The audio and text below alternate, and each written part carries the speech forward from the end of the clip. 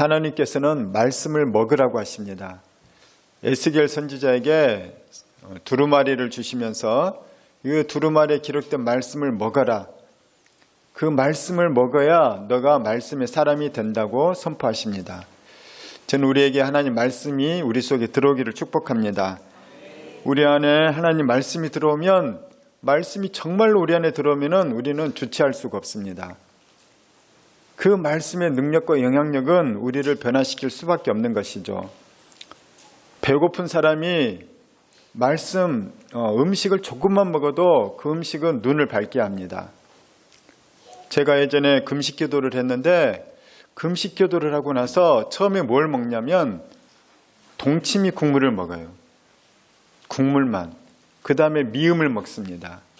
그런데 이 정말 3일이든지 일주일이든지 금식하고 나서 동치미 국물 한 숟가락이 입에 들어오면은 온몸에 이게 힘이 쫙 들어오면서 이 살 맛이 나는 거예요. 미음이 들어오면 막 에너지가 솟아올라요. 우리에게 하나님 말씀이 들어오면 바로 그렇게 되는 것입니다. 말씀이 들어오면 우리가 주체할 수가 없어요. 말씀이 들어오면 무엇이 들어오느냐? 예수 그리스도가 내 안에 들어오고, 말씀이 들어오면 우리 안에 믿음이 들어와요. 믿음이 들어오면 사람이 얼마나 든든한지 몰라요. 우리 안에 소망이 들어와요. 소망이 들어오면 모든 상황과 절망적인 환경 속에서도 우리 안에 기쁨이 넘치고 다시 일할 의욕이 생기는 거고 희망이 생겨요. 세상이 달리 보이는 것입니다. 말씀이 우리 안에 들어오면 사랑이 들어와요.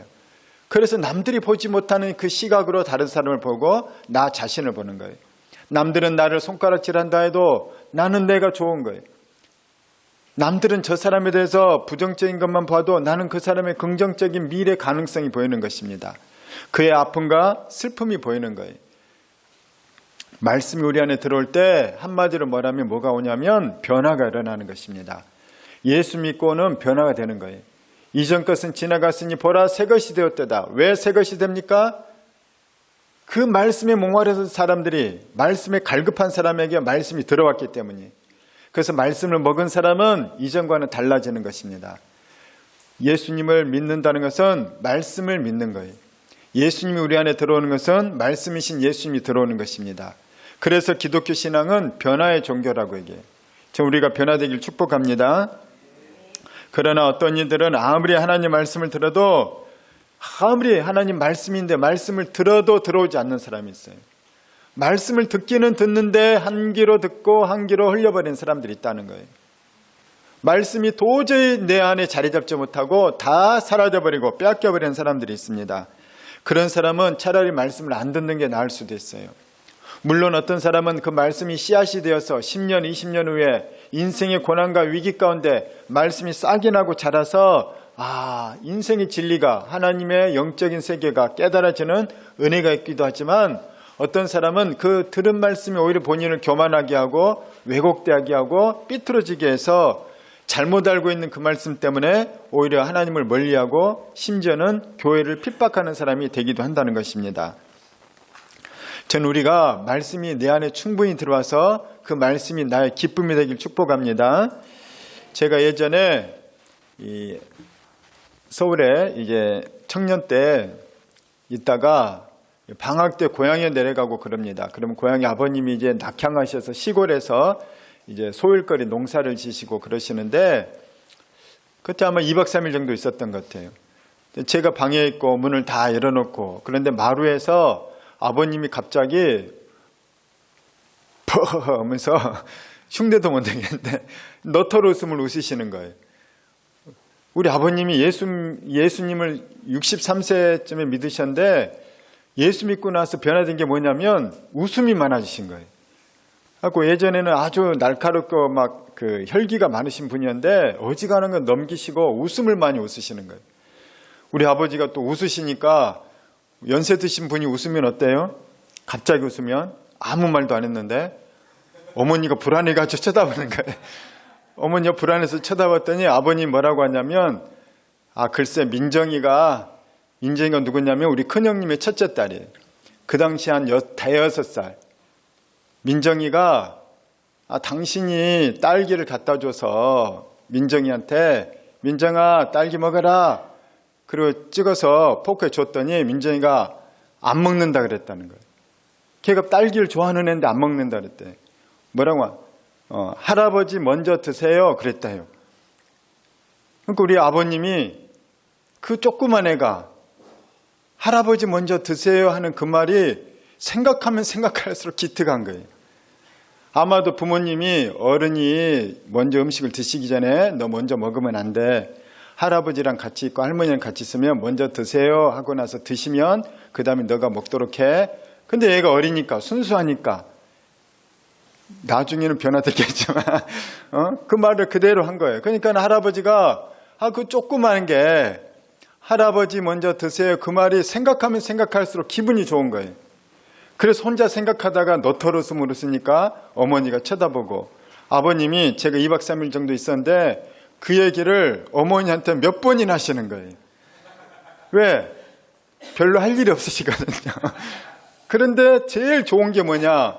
그냥 손주딸 생각만 해도 이 눈에 넣어도 안 아플 애인데 그렇게 기특하게 말을 하니까 너무너무너무 얘가 사랑스러운 거예요. 생각하면 생각할수록 기분이 좋은 거예요.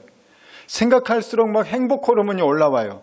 그러니까 아버님은 그 어머니한테 했던 얘기 또 하고 잊어버릴 만하면 또 하고 그래서 혼자 좋아가지고 그렇게 웃으시는 거예요. 오늘 사도 바울이 그렇다는 거예요. 사도 바울이 내가 참 기분이 좋다는 거예요. 내가 지금 편지 쓰는데 너무 기분이 좋다는 거예요. 왜 기분이 좋을까요?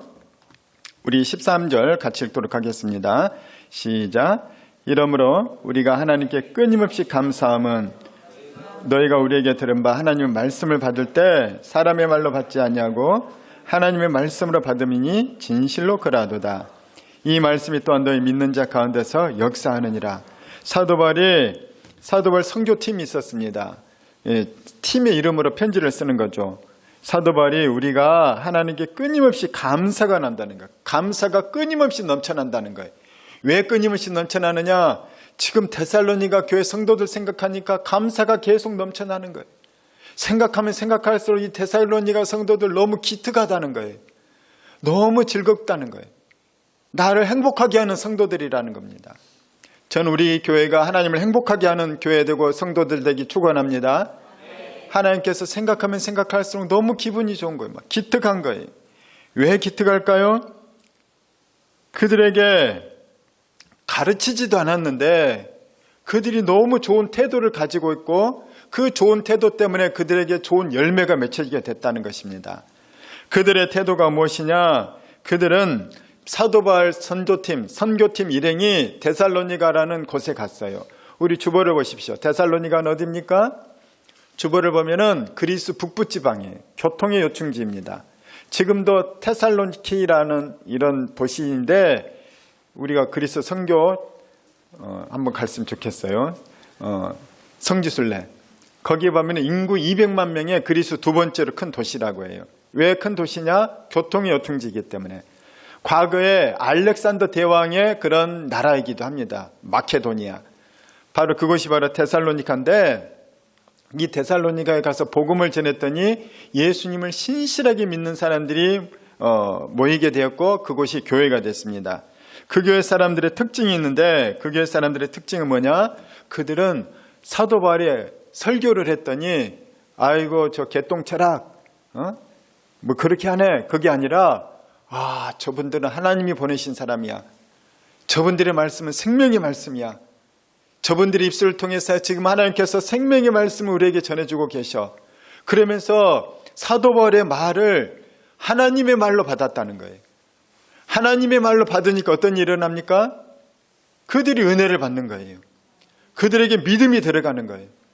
그들에게 예수 그리스도의 십자가가 역사하고 부활의 역사에서 그들이 거듭나게 되고 변화가 일어나게 된다는 것입니다. 그러니까 데살로니가 성도들은 사도 바울이 길게 머물지도 않았어요. 그럼에도 불구하고 이들이 아주 훌륭한 시간을 갖고 있다는 거예요. 많이 가르쳐주지도 않았는데 가르쳐준 그 몇 마디, 가르쳐준 그 몇 구절 성경 갖고 그들은 너무너무 열심히 신앙생활을 하고 있다는 거예요. 왜? 잊지 않거든요. 그 설교를 잊지 않아요. 그 제자 양육 해준 걸 잊지를 않고 있는 거예요. 계속 기억하는 거예요. 여러분 지난주 설교 제목 뭐예요? 할렐루야. 그들이 잊지 않아요. 왜? 하나님 말씀이니까. 생명의 말씀이니까. 사도 바울은 이 데살로니가 성도들이 왜 이렇게 믿음이 잘 자랄까? 왜 이렇게 이들은 굳센 믿음을 갖고 있을까? 심지어 고난을 당함에도 불구하고 그 초신자들이 믿음을 버리지 않고 배반하지 않아요. 왜 버리지 않고 배반하지 않느냐? 사도 바울이 전해준 말씀을 생명의 말씀으로, 하나님 말씀으로 간직하고 있기 때문에 말씀이 첫 번째이고 말씀이 생명이기 때문에 그들은 어떤 핍박이 와도 말씀을 버리거나 배교하지 않는다는 것입니다. 그래서 사도 바울은 너무나도 기특한 거예요. 내가 많이 가르쳐주지도 않았는데 왜 저렇게 훌륭한 신앙으로 자랐을까? 그들의 마음의 태도구나. 우리가 전해준 말씀을 하나님의 말씀으로 받았기 때문이구나. 그러면서 그들의 풍성한 믿음, 그들의 신실한 신앙에 대해서 사도 바울은 생각만 해도 우리가 감사가 끊임없이 넘친다고 이렇게 고백을 하고 있다는 것입니다. 그러나 하나님 말씀을 전했을 때 모든 사람이 다 이 데살로니가 교회 성도처럼 하나님 말씀을 받지 않는다는 거예요. 반대로 받는 사람들이 있습니다. 대표적인 사람들이 오늘 본문에 나오는 유대인들이에요. 유대인들은 사실은 굉장히 큰 유익을 받은 사람들이에요. 인류 역사에서 가장 하나님의 사랑과 유익을 받은 사람이 유대인들이라는 것이죠. 여러분, 유대인들의 유익이 있습니다. 유대인들의 유익이 무엇입니까? 먼저는 하나님의 말씀을 받았어요. 유대인들을 통해서 메시아가 태어났어요. 유대인들에게 율법과 절기가 주어졌습니다. 유대인들에게 하나님의 언약이 주어졌어요. 그 놀라운 것이 유대인들에게 주어졌다는 거예요. 이것이 유대인의 유익이에요. 우리 로마서 3장 1절과 2절 시작. 그런즉 유대인의 나음이 무엇이며 할례 유익이 무엇이냐? 범사에 많으니 우선은 그들이 하나님의 말씀을 맡았습니다. 그 생명의 말씀, 보배로운 말씀, 우리를 구원하는 말씀, 하나님의 최고인 말씀을 유대인에게 먼저 주었다는 거예요. 아브라함의 후손들에게. 이것만 해도 엄청난 은혜예요. 자, 그런데 로마서 9장 4절 5절 보도록 하겠습니다. 시작. 그들은 이스라엘 사람이라 그들에게는 양자됨과 영광과 언약들과 율법을 세우신 것과 예배와 약속들이 있고 조상들도 그들의 것이요 육신으로 하면 그리스도가 그들에게서 나셨으니 그는 만물 위에 계셔서 세세 찬양을 받으실 하나님이시니라. 아멘. 모든 인류가 다 하나님을 떠나고 타락해서 다 하나님과 상관없는 삶을 살 때 가장 먼저 하나님의 자녀가 된 사람들은 누구냐? 유대인들이에요. 가장 먼저 양자가 됐습니다. 그들에게는 하나님의 영광, 출애굽부터 하나님의 카도시, 하나님의 영광이 구름 기둥, 불 기둥 가운데, 신의 산의 언약 가운데, 장막 성전 가운데 하나님의 언약과 영광이 임했어요. 그들은 영광을 경험한 자들이에요. 그들에게는 언약이 있었고 율법이 있었고 그들은 예배를 먼저 드린 자들이었고 그들에게 약속이 있었어요. 메시아를 보낼 것이라는 약속. 그들의 믿음의 훌륭한 선조들, 아브라함, 이삭, 야곱, 다윗, 너무나도 훌륭한 이사야, 예레미야, 그들이 다 그들의 조상들이라는 거예요. 그리고 육신의 혈통을 따르면은 예수님이 유대인의 혈통을 따라서 명목상 그 유대인의 가문에서 태어나게 하셨다는 거죠. 그런 놀라운 복을 받은 유대인들이라는 거예요. 그런데 그 유대인들이 지금 어떻게 되느냐? 우리 예수님은 그 유대인에게 가장 먼저 하나님 말씀을 전했습니다. 그 유대인들에게 말씀을 전했을 때 예수님의 12 제자들은 그들은 신실하게 예수님 말씀을 듣고 따르고 제자가 되고 부활과 나중에 성령을 받는 데까지 나아갔습니다. 그런데 예수님의 부활을 경험하고 믿은 사람은 유대인들 가운데 예수님이 한 번 말씀처럼 2만 명이 모여들고 그랬어요. 가는 곳마다 구름대처럼 몰려들었어요. 그런데 예수님이 부활하셔서 예수님이 부활을 믿고 예수님 있는 자리까지 나온 사람 몇 명인지 압니까? 유대인 가운데 500명밖에 안 돼요. 3년 동안이나 수십만 명의 사람들이 예수님을 메시아라고 환호했는데 예수님께서 예루살렘 떠나지 말고 약속하신 성령을 기다려라. 그래서 오직 기도에 힘쓴 사람. 예수님이 3년 동안이나 병 고치고 이적 행하면서 하나님 말씀 전했음에도 오직 기도하면서 예수님의 순종한 사람은 120명 정도밖에 안 돼요. 예수님의 말씀을 받은 사람은, 실제로 말씀을 받은 사람은 아주 소수라는 거예요. 대다수는 뭐냐? 예수님은 계속 말씀을 가르쳤어요. 여러분, 예수님 말씀을 얼마나 쉽고 재밌게 잘 가르쳐요. 얼마나 예수님 말씀이 깊이가 있어요. 막 통찰이 있거든요. 묵상하면 묵상할수록 이야, 이런 생명의 말씀이 있다니. 우리 예수님이 그렇게 위대한 설교를 했음에도 불구하고 대부분의 사람들은 듣고 집에 가버려요. 그리고 잊어버려요. 그리고 나는 일이나 해야지, 결혼이나 해야지, 장가나 가고 밭이나 사고 내 할 일이나 해야지. 대부분은 그렇게 살아요. 말씀을 듣고 은혜 받았지만 그냥 가는 거예요. 말씀과 상관없는 사람으로 산다는 거예요. 하나님 말씀으로 받지 않고 오늘 설교 목사님 참 좋은 말씀 많이 하시더라. 웃긴 얘기도 하나 하던데. 그 말씀은 참 감동이었어. 이거는 하나님 말씀을 받는 게 아니라 사람의 말로 받는 거예요. 저는 하나님께서 주신 말씀을 하나님 말씀 받길 축원합니다. 하나님 말씀으로 받아야 그 말씀이 내 속에 살아서 역사하는 거예요. 내가 변화되는 거예요. 그냥 듣고 가서 잊어버리고, 이것은 뭐라고 얘기하냐? 종교 쇼핑이라고 얘기하는 거예요. 현대의 수많은 그리스도인들이 종교 쇼핑을 하고 있어요. 인터넷만 틀어도 얼마나 설교 잘하는 목사님들의 설교가 많은지 몰라요. 그분들이 설교를 못하는 게 아니에요. 너무너무 훌륭한 설교를 해요. 그런데 듣고 잊어버려요. 그냥 좋았어, 그 정도라는 거예요. 그러니까 아무런 변화도 없고 역사도 없다는 것입니다. 그런데 더 나쁜 사람이 있어요. 예수님의 말씀을 들었음에도 불구하고 그 말씀을 들으면서 듣고 좋았어, 이 정도면 양반이에요. 뭐라고 하냐면 꼬투리를 잡는 거예요.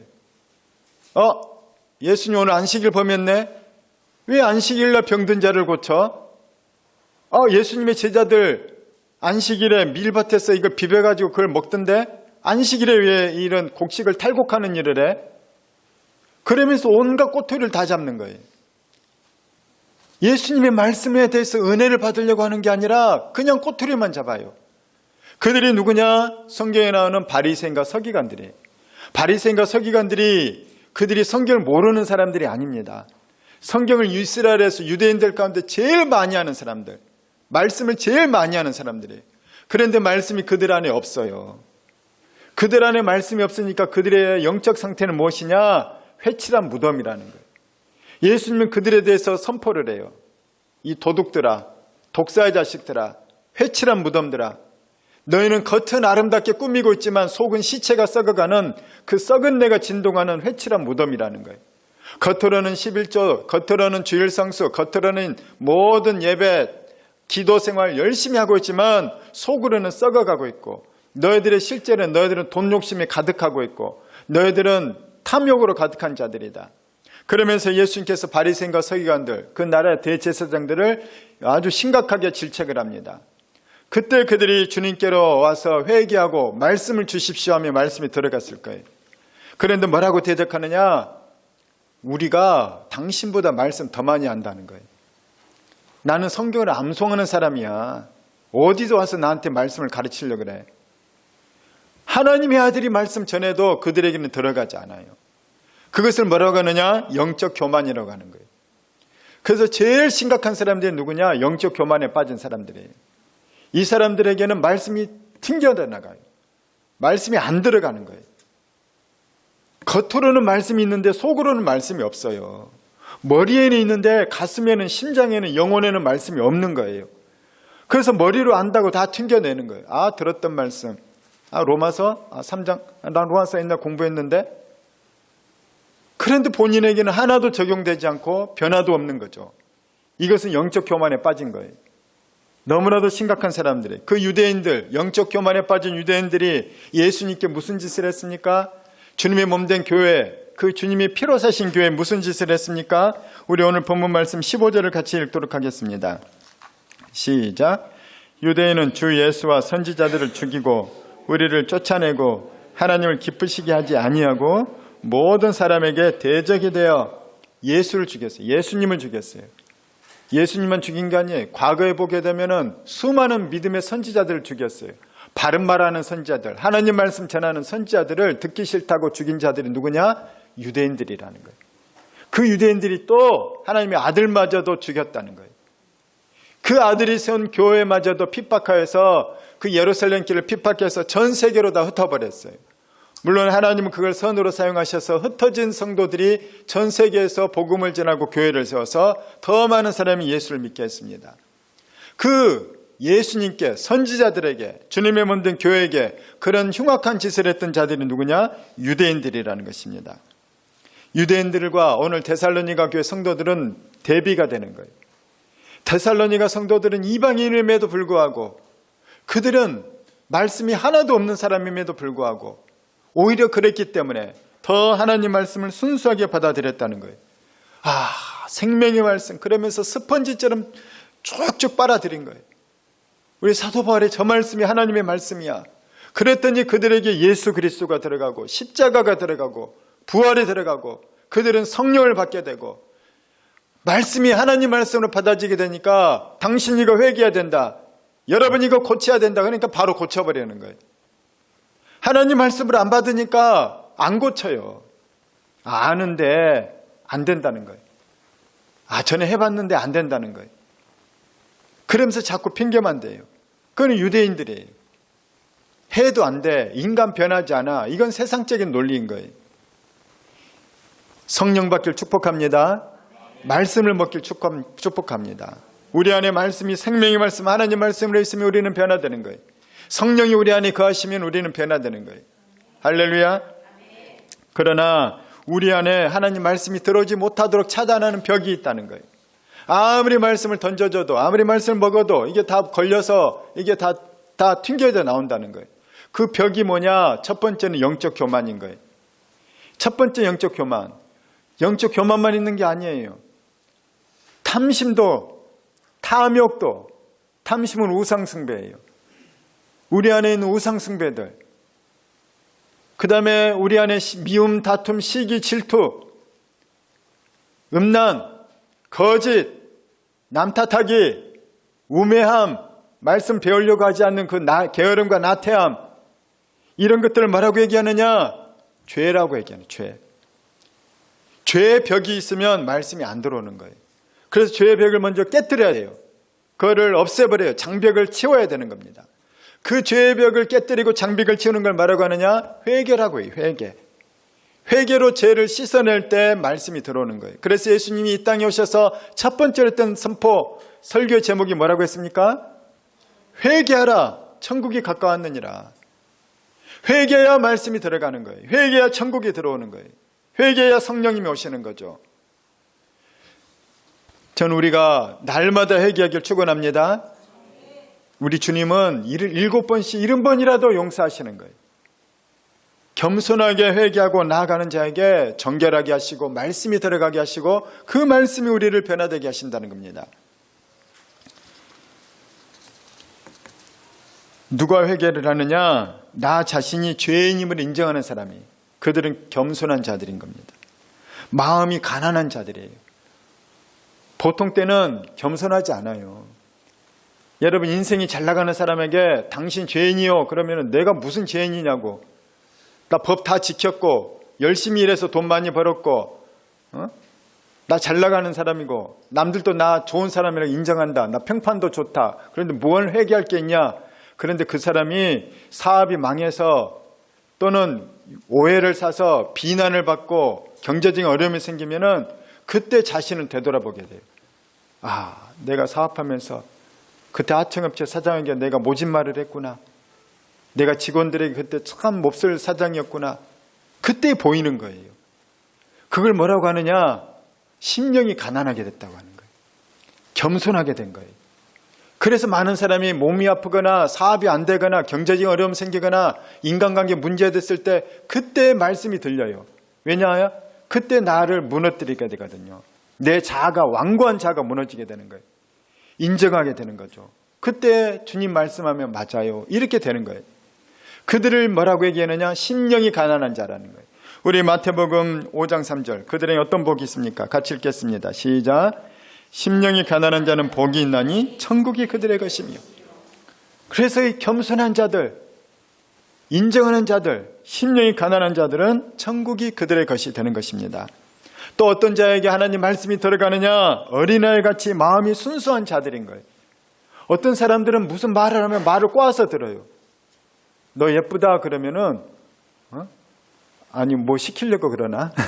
이 정도면 덜이죠. 어떤 사람은 너 예쁘다 그러면 아니 성희롱하나?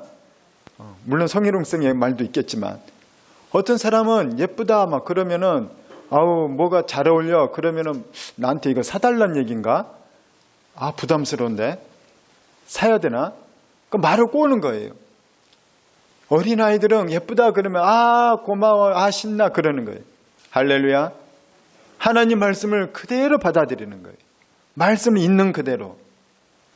인본주의가 우리를 꽤 꼬이게 하고 우리의 과거의 상처가 나를 말을 꼬이게 하고 나의 왜곡된 이 심리 상태가 말을 꼬이게 하고 현대사회에서는 여러분이 본 유튜브들, 여러분이 본 드라마들, 여러분이 본 이 인사들 그런 것들의 왜곡된 가치관들이 말씀을 꼬아서 듣게 해요. 그래서 말씀이 제대로 안 들어오게 한다는 겁니다. 우리가 말씀 읽기 전에 회개하고 말씀을 읽고 어린아이의 심정으로 말씀을 읽고 듣길 축원합니다. 그럴 때 그 사람에게 말씀이 들어가는 거예요. 자, 같이 읽겠습니다. 마태복음 19장 14절 시작. 예수께서 이르시되 어린아이들을 용납하고 내게 오는 것을 금하지 말라. 천국이 이런 사람의 것이니라 하시고 어린아이처럼 순수하게 받는 거예요. 주 예수를 믿으라 그리하면 너와 내 가족이 구원을 받으리라 그러면 그 말씀 그대로 받는 거예요. 아닌 가정도 많던데 그러면 이제 말씀이 이상해지는 거예요. 그거는 그 집 사정이고 그거는 언제 될지 모르는 일이고 그거는 그 사람 믿음이 연약한 거고 또는 하나님의 계획이 따로 있을 수 있는 거고 그런데 나는 이 말씀이 있으니까 그대로 받는 거예요. 그래서 그 말씀 붙잡고 기도하면 말씀을 믿는 그 믿음이 순수하게 믿을 때 이루어지는 것이에요. 할렐루야. 사도 바울은 데살로니가 성도들이 얼마나 순수한 마음으로 하나님 말씀을 잘 받았는지 그들을 생각만 해도 기분이 좋다고 얘기를 했어요. 그리고 그들을 향한 사도 바울의 고백이 있어요. 여러분은 나의 기쁨입니다. 나의 자랑입니다. 나의 면류관입니다. 자, 19절과 20절 같이 읽도록 하겠습니다. 시작. 우리의 소망이나 기쁨이나 자랑의 면류관이 무엇이냐? 그가 강림하실 때 우리 주 예수 앞에 너희가 아니냐? 너희는 우리의 영광이요 기쁨이니라. 사도 바울은 생각만 해도 기분이 좋을 뿐만 아니라 영적 눈이 열려서 너희야말로 우리의 소망이고 너희야말로 기쁨이요 자랑의 면류관이라는 거예요. 너희들 때문에 우리는 하나님께 예수님께 면류관 받는다는 거예요. 사도 바울만 받을까요? 너희들도 받는다는 거예요.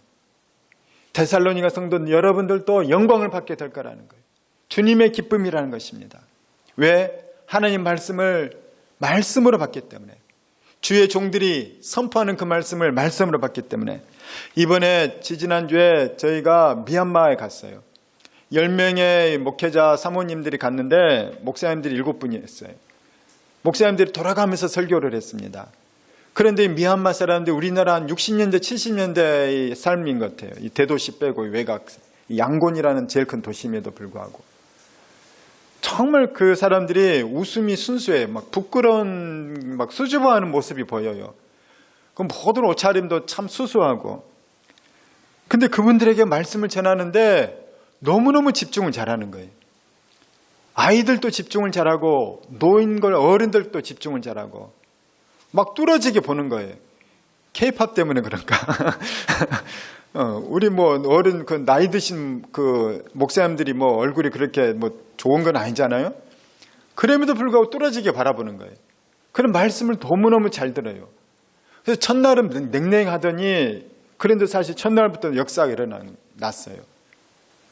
치유가 일어나게 되고 성령을 받게 되고 사람들이 막 달라지는 거예요. 그리고 그들이 나와서 간증을 하는데 치유받은 간증뿐만 아니라 말씀 가운데 어떤 은혜를 받았는지 그 간증을 막 하는 거예요.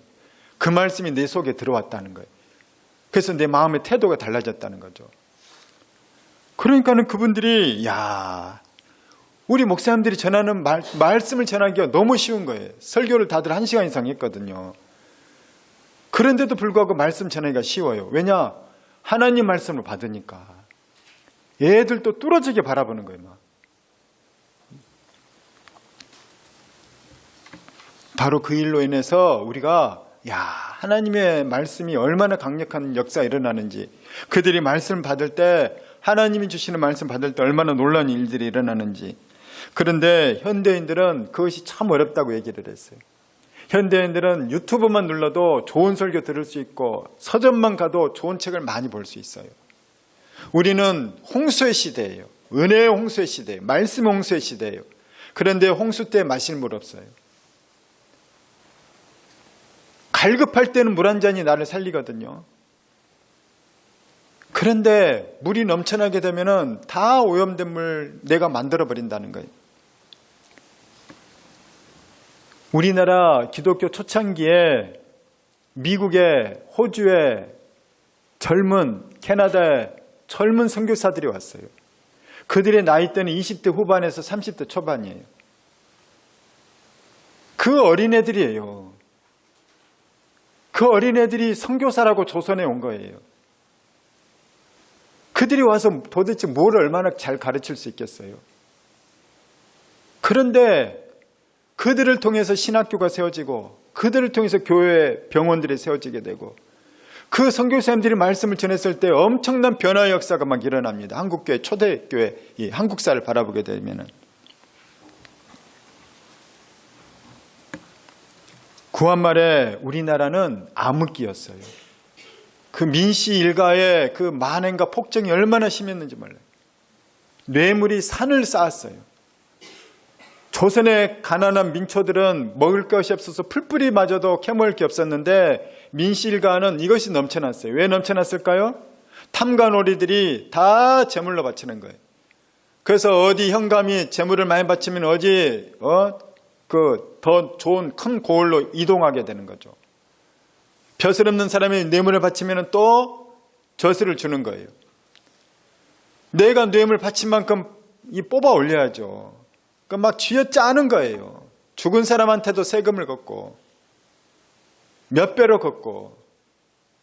그러니까는 조선의 마지막 구한말에 조선인들이 다 무기력증에 빠진 거예요.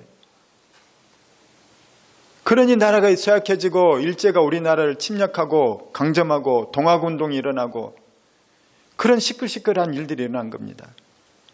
그때 조선의 그 암흑의 시대, 암흑의 나라에 서양의 선교사들이 왔어요. 그들이 처음 왔을 때 한국인들은 처음 본 거예요. 제가 초등학교 때 외국인을 실제로 거의 못 봤어요. 처음 보고 너무 신기해서 뚫어지게 쳐다봤는데 미안하더라고요. 동물에는 원숭이 보는 것처럼 뚫어지게 보니까 너무 미안했어요. 근데 진짜로 신기했어요. 머리가 노란 거예요. 꼬불꼬불하고. 눈동자가 진짜 파란 거예요. 막. 너무 신기한 거죠. 그때 서양 선교사들의 별명이 뭔지 압니까? 서양 귀신이었어요. 피부가 흐물흐물하고 눈이 막 파랗고 머리가 두껍고 그러니까 서양 귀신이라는 거 막. 전 사람의 형상이 아니라는 거죠. 심지어 어떤 소문이 교회 소문이 들었냐? 저 선교사들이 어린애들을 납치해서 그 어린애들 잡아먹는다는 소문을 낸 거예요. 이게 음해하는 거죠. 그런 열악한 환경 가운데 선교사님들이 그럼에도 불구하고 길거리 나가서 복음을 전해요. 사람들 만날 때마다 복음을 전해요.